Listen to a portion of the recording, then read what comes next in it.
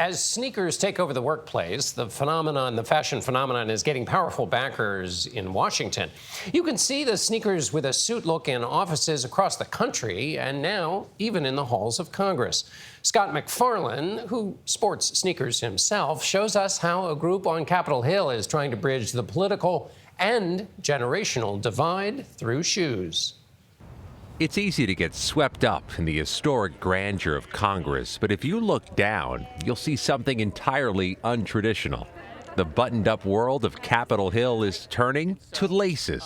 They got a match. Florida freshman Congressman Jared Moskowitz is trying to get Congress to catch up with the people it represents by changing part of Washington's centuries-old dress code. As Congress gets younger, which is happening, you're going to see more and more people wearing sneakers. Moskowitz calls himself a sneakerhead. You have a few pairs? Yes. How many is a few? Over 100. 100? Yeah, maybe more. You still want to get more? Always. He thinks Congress is holding on to an outdated tradition of wearing uncomfortable shoes while carrying out the people's business. This is already happening. If you go to corporate America and you go into office buildings, people have already started to abandon, Oxfords, or they're wearing Cole Haans with a Nike sole. The floodgates began to break in May when House leaders wore dress sneakers to a meeting between congressional leaders and President Biden in the Oval Office. A room which for generations has strictly been the land of Oxfords and loafers.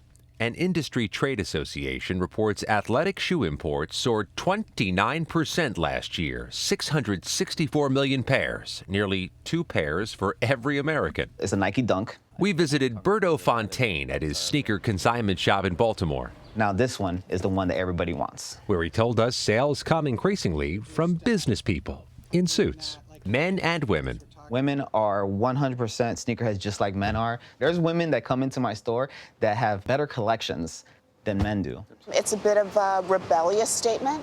Robin Gavon is a Pulitzer Prize-winning fashion journalist at The Washington Post. It's their way of sort of saying that they're not going to completely play by the rules, that they're their own person. She sees it as a perfect storm for sneakers. COVID disruptions and a surge in telework has loosened some office dress codes.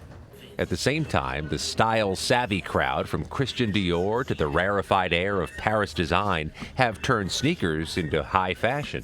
From the cobblestones of Wall Street to the bright lights of television, for some professional men and women, sneakers aren't just fashionable, they're practical. I think there are some people for whom it is just purely a matter of, hey, these shoes are comfortable and I just want something nice on my feet. You wear this to work. Somebody from the other party might talk to you about them.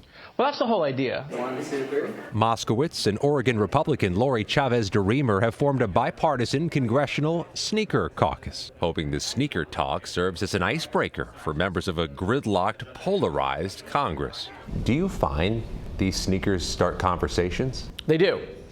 And like real ones. It starts conversations with staff. It starts conversations with other members. It starts conversations with Capitol Police. It starts conversations with visitors. There's a cultural change happening. But Gavon says a sneaker's impact may run much deeper, well beyond the nation's capital. It raises questions about how we look at power, and they don't have to be clomping about marble hallways in uncomfortable shoes if they choose not to. And it doesn't take away from their authority. There are some political divides, though, that remain so wide, even talk of footwear won't bridge them. And there are still areas of the Capitol, including right off the U.S. House floor, where you are turned away if you're wearing sneakers. Nate, even sneakers that look this good. As fashion changes, there are just some workplaces clinging to tradition. Well done, Scott. Listen, we only get to see your handsome face when we talk to you, but now I actually get to see that you have some fly kicks on. Well played, sir. I'm usually just running my mouth, but now I can. And I'll tell you what we say in the sneaker culture is Moskowitz, he has some heat, which means That's right. His collection is pretty dope. Hey, Scott, we appreciate you, man. Thank you so much. That was an awesome, awesome piece. Yeah.